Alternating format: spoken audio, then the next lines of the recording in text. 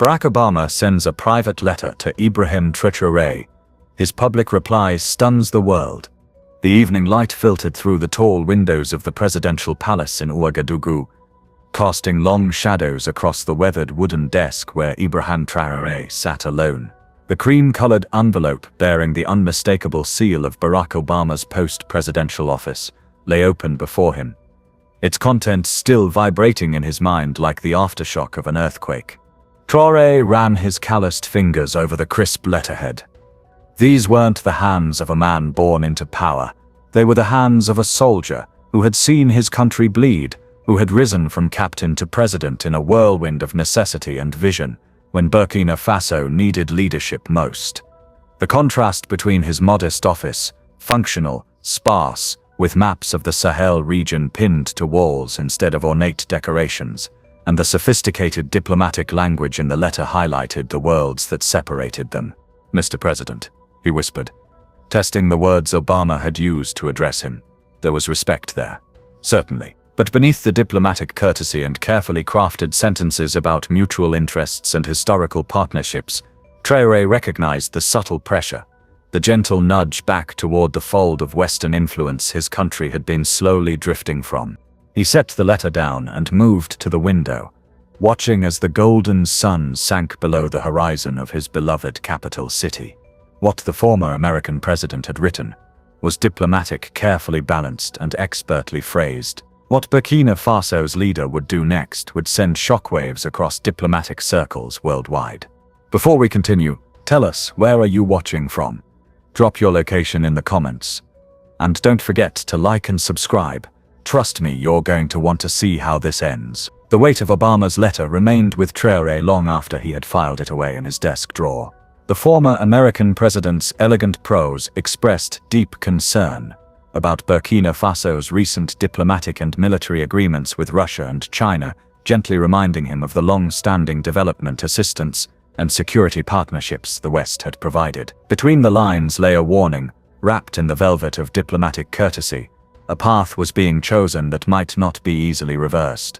As his aides buzzed around him the next morning with security briefings and economic reports, Traoré's mind drifted to his childhood in Bondokouy, where his father had once pointed to the French military base nearby and explained, "They say they protect us, but ask yourself, who guards the guardians?"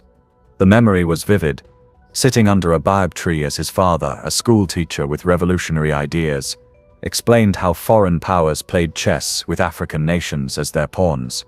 "The Foreign Ministry has drafted a response, Mr. President," his chief of staff said, sliding a folder across the polished conference table. "Respectful, appreciative of President Obama's concerns, but firm on our sovereign decisions. It will go through diplomatic channels only. No public statement needed." Traoré nodded absently, thumbing through the carefully worded diplomatic response. It was perfect, really. The kind of letter that would be received in Washington, acknowledged with a nod, and filed away. Business as usual in the great game of nations. "Ibrahim, are you listening?" his chief of staff asked, using his first name as he only did when they were alone. "Show me today's intelligence briefing first," Traoré replied, setting aside the draft response. The intelligence officer stepped forward with another folder, thicker than the first. "Western media coverage of Burkina Faso and the Sahel region, as requested, sir." The headlines and analysis pieces told a familiar story. Burkina Faso characterized as unstable. The new government described as military junta, despite their popular support.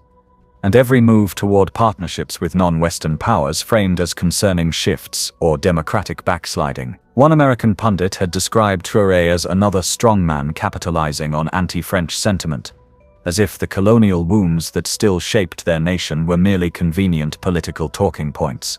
Something shifted in Traoré's expression as he closed the intelligence brief. A hardening around the eyes, a subtle straightening of his shoulders beneath his simple military uniform.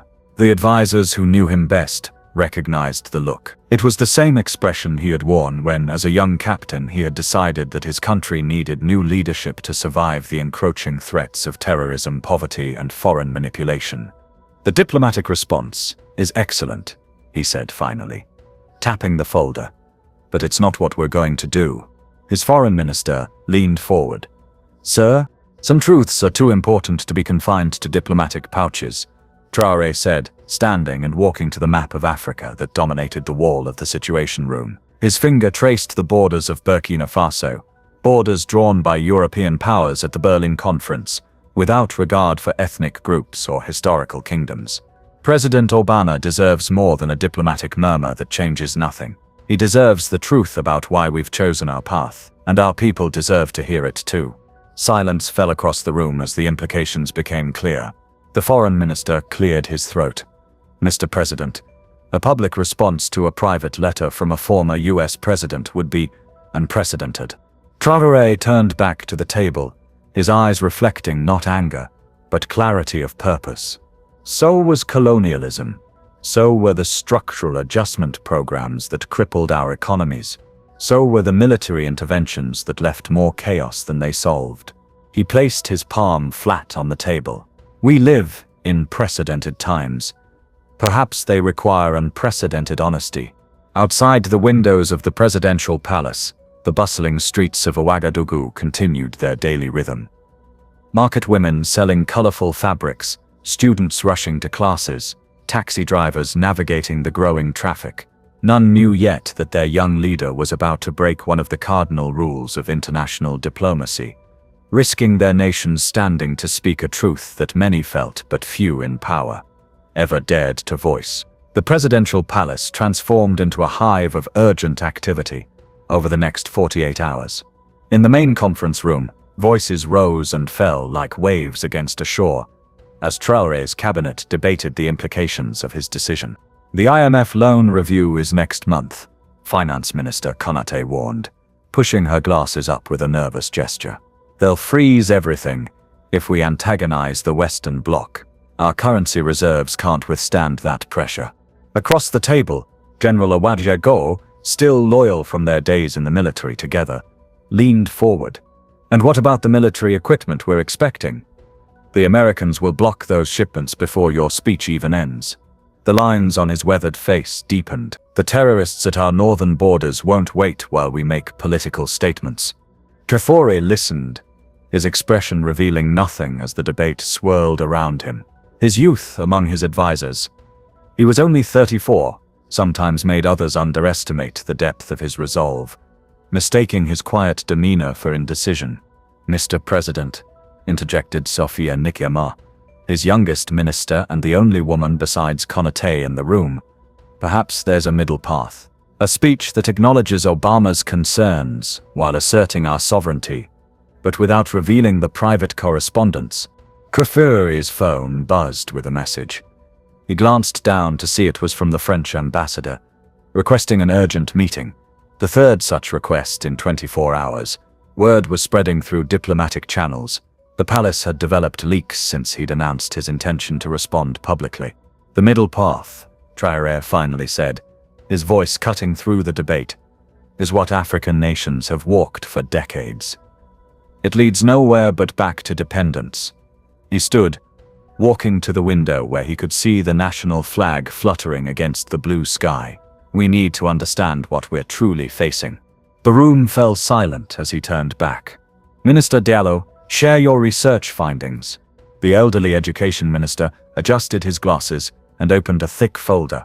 "As you requested, sir, I've compiled the historical record of Western interventions in Africa since independence." His deep voice carried the weight of an elder recounting their people's history. 54 documented military interventions, 103 documented cases of economic pressure to change sovereign policy decisions, 27 democratically elected leaders who were removed after opposing Western corporate interests. The minister paused, letting the numbers settle in the room before continuing. "In our own region, we've seen how the fall of Libya created the terrorist corridor we now battle. We've watched multinational corporations extract wealth. While our people remain poor, we've accepted development loans that came with conditions that opened our markets to foreign goods, but restricted our own industries from growing." A tense silence followed, as Traoré took his seat again. "This isn't about ideology. It's about results," he said quietly. "After 70 years of following the Western development model, what do we have to show? 38% of our people still live in poverty. Our natural resources flow outward, while we import finished goods at premium prices. Our bright young graduates have no choice but to seek opportunities abroad. Minister Konate removed her glasses, rubbing the bridge of her nose. Everything you say is true, Mr. President. But confrontation has its price. We cannot feed our people on pride alone. This isn't about pride, Traoré countered. It's about charting a sustainable path forward. We're seeking partnerships, not patrons. The debate continued into the evening and resumed at dawn the next day. By midday, Traoré's secure phone lit up with a call from neighboring Ghana's president. Ibrahim, my friend, came the warm voice of President Akufo-Addo when Traoré answered, in the privacy of his office. I'm hearing concerning rumors from my Western diplomatic contacts. They say you're planning some kind of public rebuke to Barack Obama. Not a rebuke, Traoré clarified. An honest response. A deep sigh came through the line. You know I respect your independence, but this will create waves that affect all of us in the region. And isn't that telling? Traoré asked. Should speaking the truth cause such fear? You're young yet, Akufo-Addo said, his tone now that of an uncle advising a favorite nephew. There are games within games. In international relations, public confrontations rarely achieve what private diplomacy can. With respect, Mr. President, we've been playing those games for generations. Meanwhile, China built high-speed rail and lifted hundreds of millions from poverty. Russia rebuilt after the Soviet collapse. India developed space capability. What have we achieved by following the rules written for us by others? The silence that followed spoke volumes. Finally, Akufo-Addo said softly, My private number remains open to you, whatever you decide. Be careful. Ibrahim. As afternoon faded into evening, Traoré sat alone in his office drafting his response. Pages filled with crossed-out lines and marginal notes surrounded him. This wasn't just a reply to Obama. It was potentially redefining his nation's stance in the global order. A knock at the door interrupted his concentration. Enter, he called. His personal aide stepped in. Sir, the American ambassador is here. Again. He's quite insistent. Traoré checked his watch. 9:43 p.m. Show him in. Ambassador Richardson strode in with the confident bearing of a man used to doors opening at his arrival. In his mid-50s with silver hair and an expensive suit, he represented American power in its most polished form. Mr. President, thank you for seeing me at this late hour, he began, taking the offered seat. I'll be direct. We've received concerning information about a planned public response to former President Obama's private correspondence. Traoré nodded. Your information is correct. The ambassador's diplomatic smile flickered briefly. Sir, I must strongly advise against this course of action. Private communications between current and former heads of state are considered confidential for good reason. Breaking that protocol could damage not just bilateral relations with the United States, but Burkina Faso's standing in the international community. Ambassador, we both know that international community too often means Western powers and their allies. Traoré replied evenly. But I appreciate your concern. You may assure Washington that my response will be respectful of President Obama personally. I hold him in high regard. But you're proceeding with this public statement. The disbelief was evident in Richardson's voice. I am. Then I must inform you that there may be consequences for our bilateral relationship. The security assistance package currently under review would come with the same conditions as always. Traoré finished for him. Training with your advisors. Intelligence sharing on your terms, equipment that requires your technicians and parts. He leaned forward. Ambassador, our sovereignty isn't negotiable, not anymore. The ambassador stood, smoothing his tie with practiced calm that didn't reach his eyes. I sincerely hope you reconsider, Mr. President. Good evening. After Richardson departed, Traoré returned to his draft, working late into the night. When his aide found him still at his desk at dawn, surrounded by history books and policy papers, the young leader looked up with clear eyes, despite the lack of sleep. Schedule a national address, he instructed. tomorrow, at noon, and ensure international press access. Throughout the morning, as last-minute preparations for the address continued, encrypted messages flooded in from African leaders across the continent, some offering caution, others quiet support, all watching with held breath.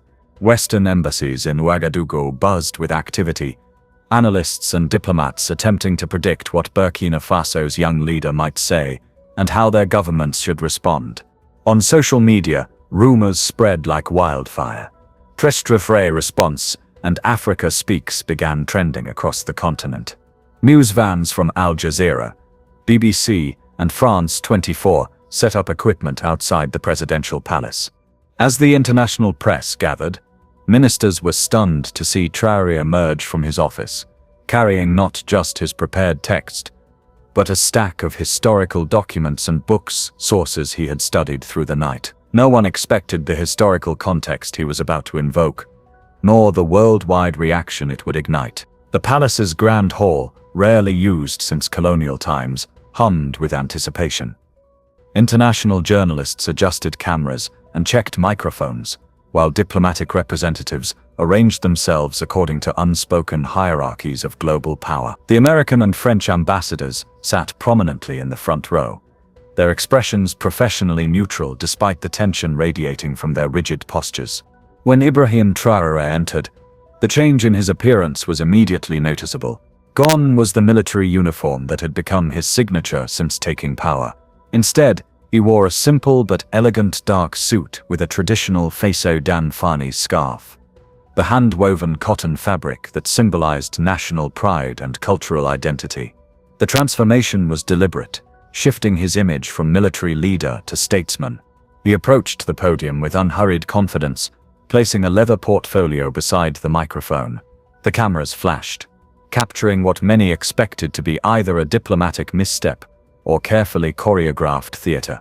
What none anticipated was the raw authenticity that would follow.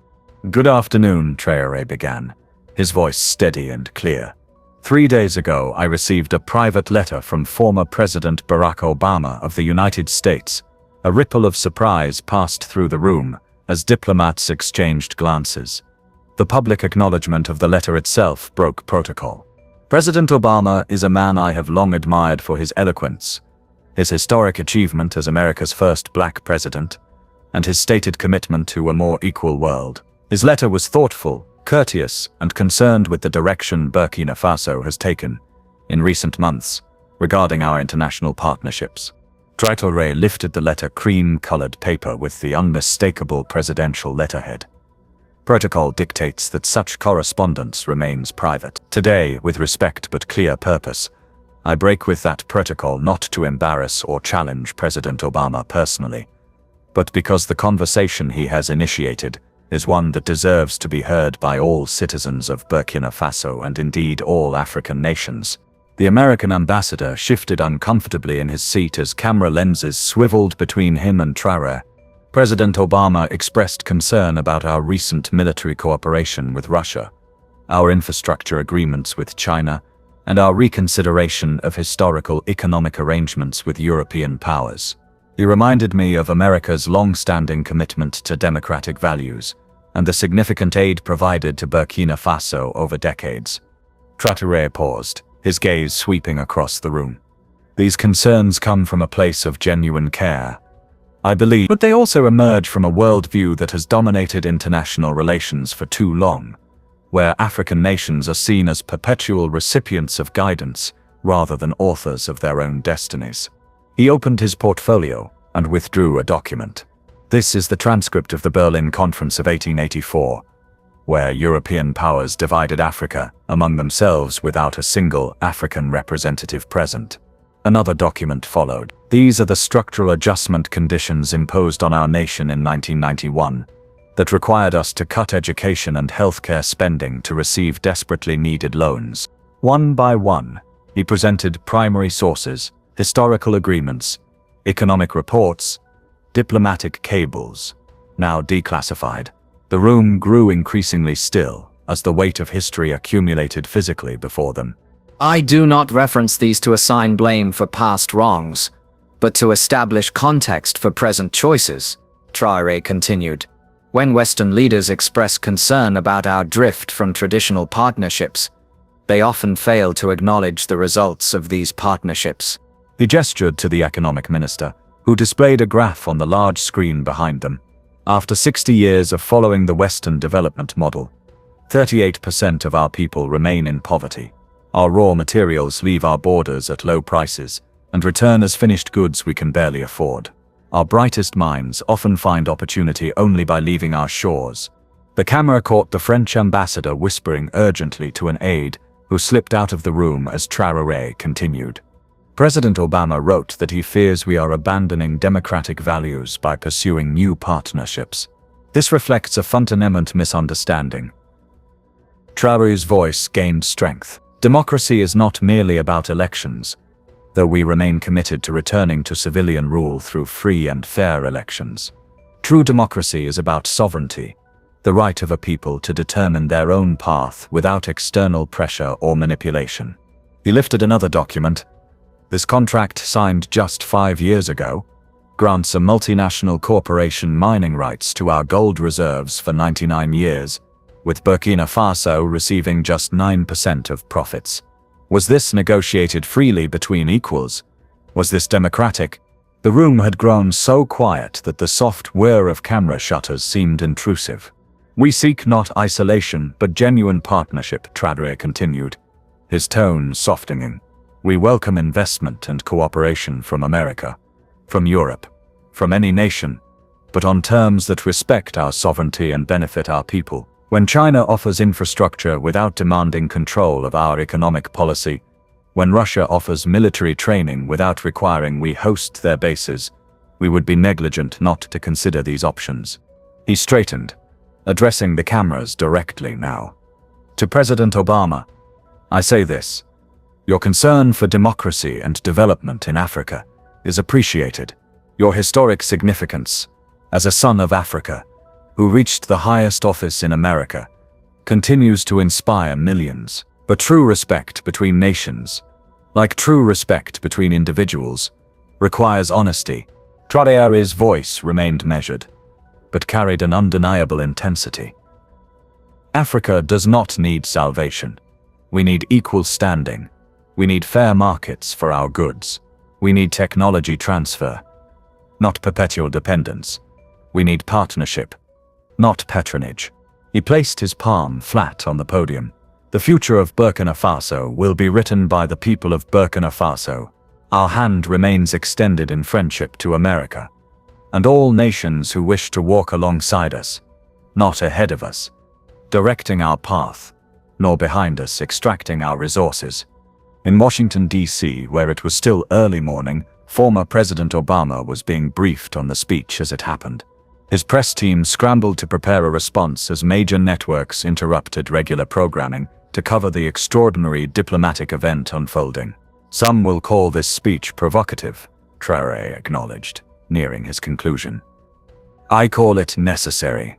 For too long, critical conversations about the relationship between Africa and Western powers have been confined to private rooms and diplomatic cables. Today we bring this conversation into the light.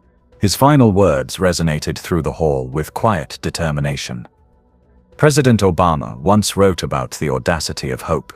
Today, Burkina Faso demonstrates the audacity of truth. And truth, however uncomfortable initially, is the only foundation upon which a just and equal world can be built. As Traoré stepped back from the podium, the momentary silence was profound, a collective intake of breath before the storm. Then the room erupted. African journalists rose to their feet, some openly applauding despite professional protocols. Western reporters fired questions rapid fire. Diplomats reached for secure phones, faced tense with the urgency of reporting back to their capitals. Within minutes, the speech was streaming worldwide. Audacity of truth began trending globally. African social media exploded with pride and debate. Western news chyrons flashed. Diplomatic crisis and unprecedented challenge. 3 hours later, as analyses and reactions flooded global media, a brief statement appeared on Barack Obama's official social media accounts. President Traoré's speech raises important perspectives that deserve thoughtful consideration. While private diplomatic channels have their place, so too does honest dialogue about the complex history and necessary future of international relations. I remain committed to engagement with African leaders based on mutual respect and shared aspirations for a more just world. The measured response from Obama, neither defensive nor dismissive, added another unexpected dimension to an already extraordinary diplomatic event. In capitals across the world, foreign policy teams huddled in emergency meetings, attempting to determine what this new type of African leadership might mean for the global order that had remained largely unchallenged since the end of the Cold War. In Ouagadougou, as evening fell, crowds spontaneously gathered in public squares, many watching the speech on mobile phones, others discussing its implications with passionate intensity. Something had shifted, not just in Burkina Faso's foreign policy, but in the psychological stance of a nation that had for so long been defined by others, rather than by itself. The international fallout was swift and multifaceted. Within 24 hours of Traoré's speech, the Presidential Palace's International Communications Office had received over 300 media requests. Western editorial boards produced sharply divided opinions, some condemning what they called a theatrical stunt, while others admitted the uncomfortable truths in Traoré's historical accounting. African publications across the continent ran headlines celebrating the voice that broke the silence, and a new chapter in African diplomacy. Inside the palace's West Wing, Traoré's foreign affairs team worked tirelessly, fielding calls from embassies and organizing the sudden influx of diplomatic communications. Minister Nikiame rushed into the president's office, slightly breathless, clutching a tablet. "Mr. President, you need to see this," she said, placing the device before him. 17 African heads of state have issued statements of support, cautious support in some cases, but support nonetheless. Traoré scrolled through the list, noting the mix of long-standing democratic nations and newer governments among the supporters. "And the others?" he asked, knowing there were 54 nations on the continent. Nikiame's expression tightened. "Mostly silence. Though Kenya and South Africa have issued statements calling for continued constructive dialogue through established channels." Finance Minister Konate entered without knocking, her usual composure visibly shaken. "The IMF has just announced they're reassessing the timeline for our loan review," she reported grimly. "And the EU trade delegation has postponed next week's scheduled meetings." Traoré nodded, having anticipated these moves. "And the other developments?" A flicker of surprise crossed Konate's face, before she gathered herself. "As you somehow predicted, sir, the Russian foreign minister has requested a call with you this afternoon. The Chinese ambassador has delivered a message indicating their infrastructure investment package could be adjusted upward significantly. And most surprisingly, India has reached out about possible cooperation on agricultural technology transfer." "Not so surprising," Traoré replied, rising to look out the window where he could see crowds still gathered in the distance. Citizens discussing the speech that had placed their small landlocked nation at the center of global attention. "We're witnessing the reality of the multipolar world, powers beyond the Western Bloc see opportunity in our stance." His security chief appeared at the doorway. "Sir, there's something you should see." On the main boulevard leading to the palace, thousands of citizens had formed a spontaneous march.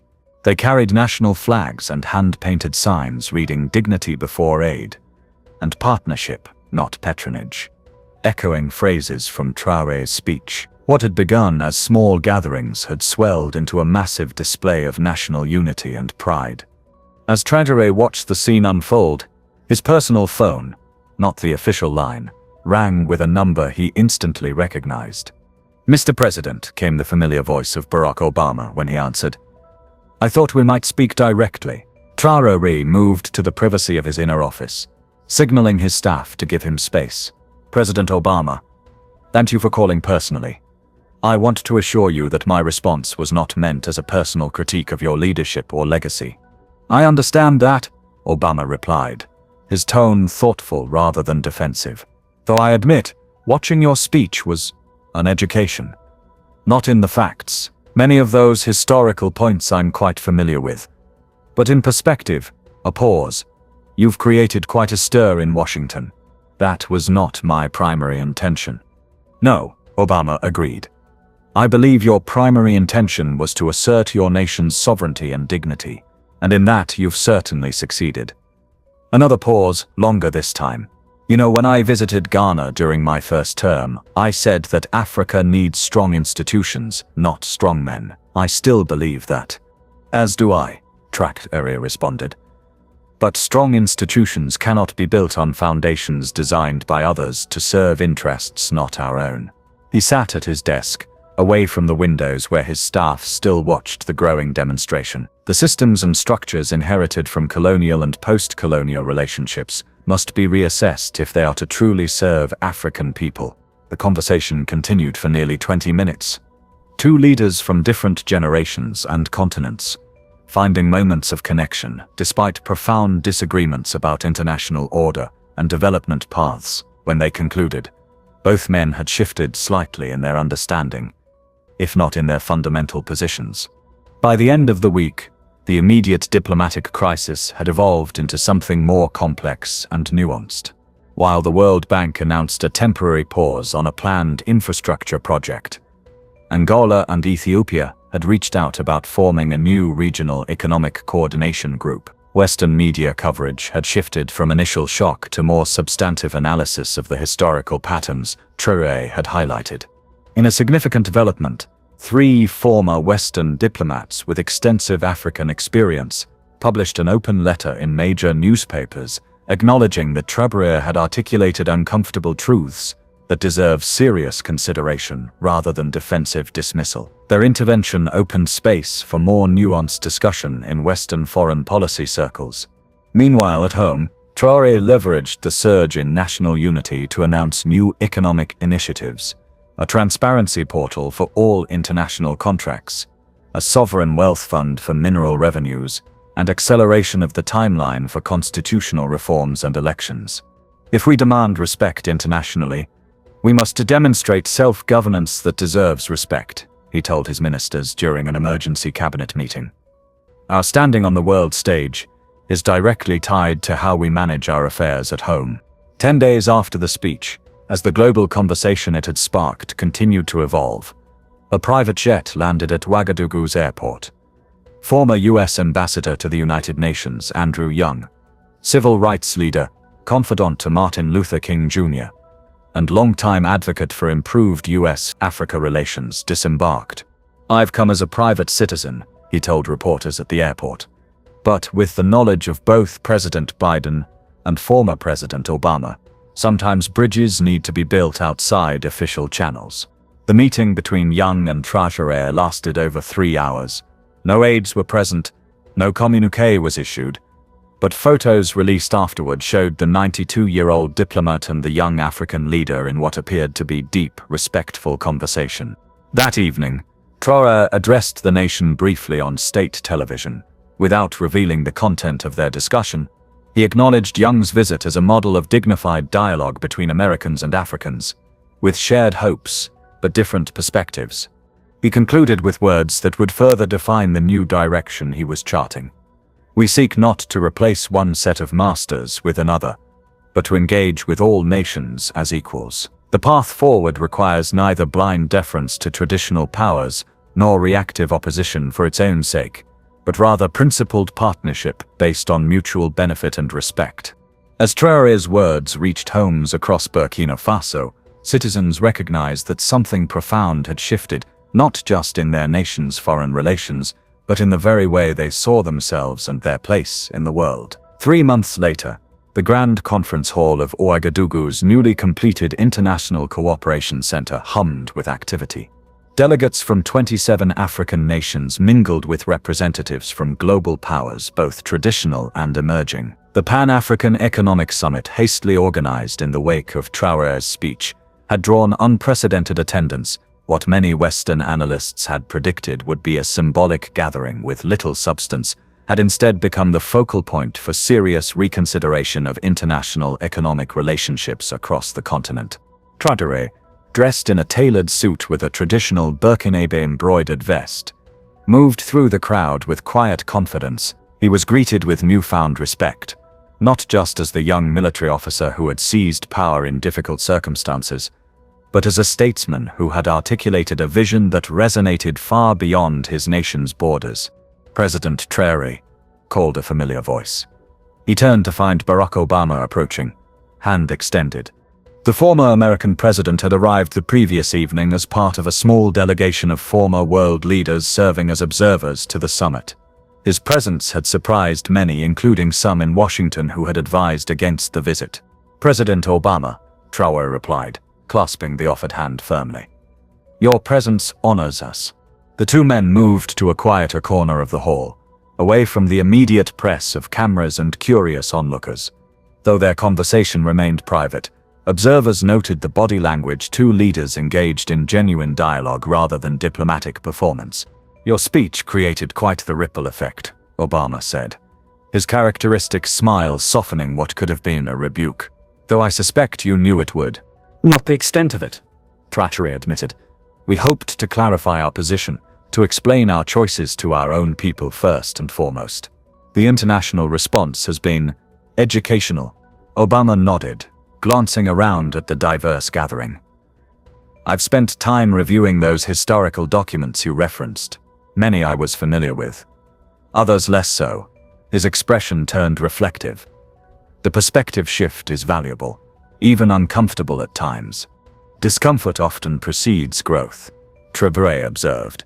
"For nations as for individuals, a subtle acknowledgement passed between them.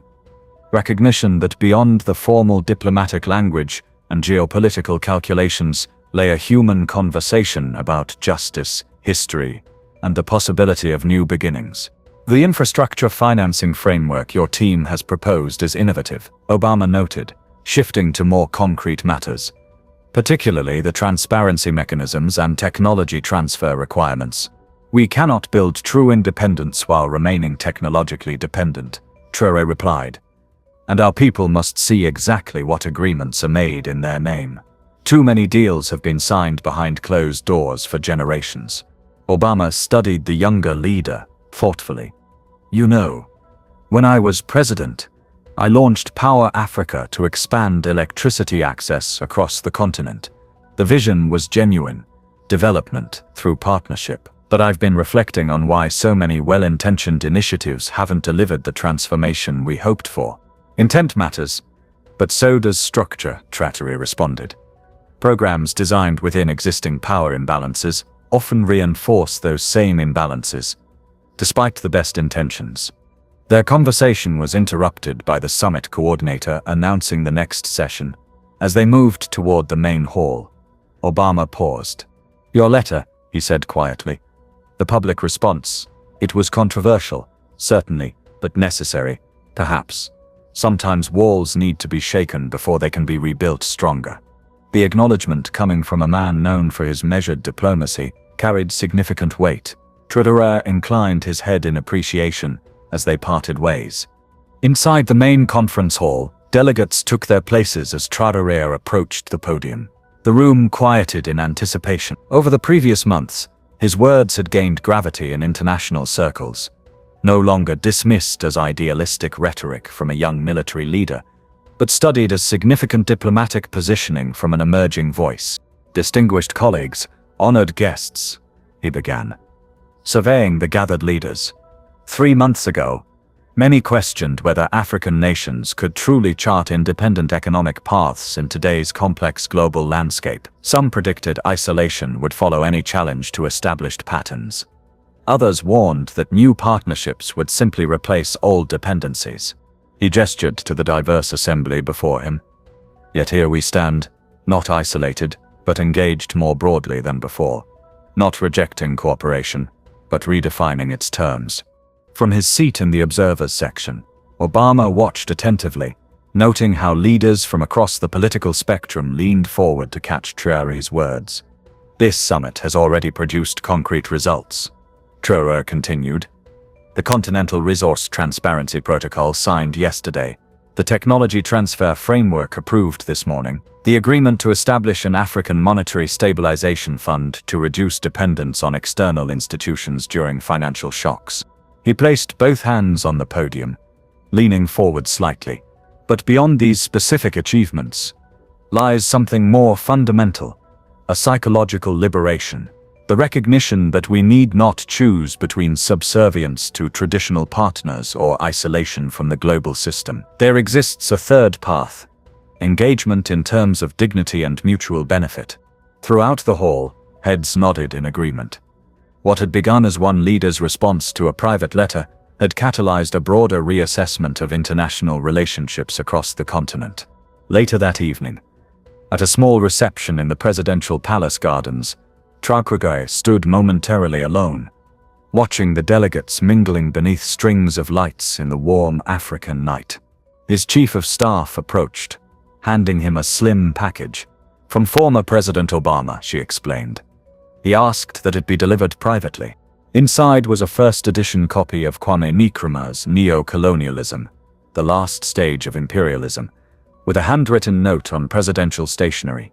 To President Traoré, for reminding us that true dialogue requires both speaking and listening, with respect for your courage and hope for a future built on truth, justice, and genuine partnership. Barack Obama. Beneath the book lay a framed copy of Traoré's response speech, signed by Obama, with a single line highlighted. Truth, however comfortable initially, is the only foundation upon which a just and equal world can be built. Traoré smiled slightly. Recognizing the significance of the gesture, he placed the book and frame carefully on a nearby table before rejoining his guests. Moving with renewed purpose through the gathering of leaders who now looked to Burkina Faso, not for its size or economic might, but for its moral clarity and vision. In his office the next morning, as dawn broke over Ouagadougou, Traoré completed a task he had postponed until the summit concluded.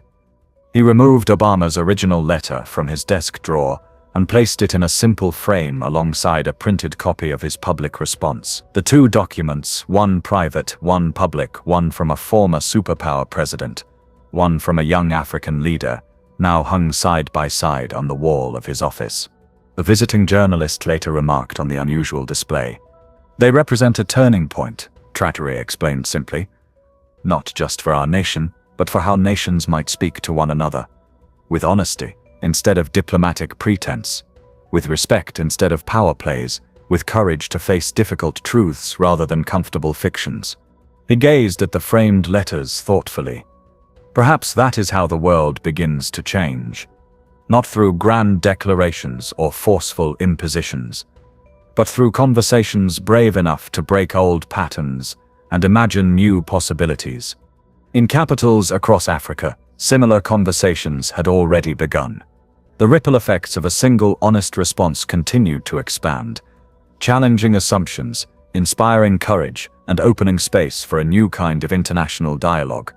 One where African voices were not merely heard, but truly listened to, where history was acknowledged rather than obscured, and where partnership replaced patronage as the foundation for global cooperation. Truth, once spoken, could not be unheard, and a world long accustomed to certain voices leading the conversation was now adjusting to the reality that the future would be written by many hands, including those that had been silenced for too long. Did this story touch your heart? Has something similar ever happened to you or someone you know? Share your experience in the comments below. Your story might be exactly what someone else needs to hear today. If you enjoyed this journey of transformation and discovery, don't forget to like this video and subscribe to our channel for more powerful stories that reveal the truth about human connection, dignity, and the unexpected moments that change lives forever. Every like, comment, and share helps these stories reach others who need to hear them. Where are you watching from? Let us know in the comments.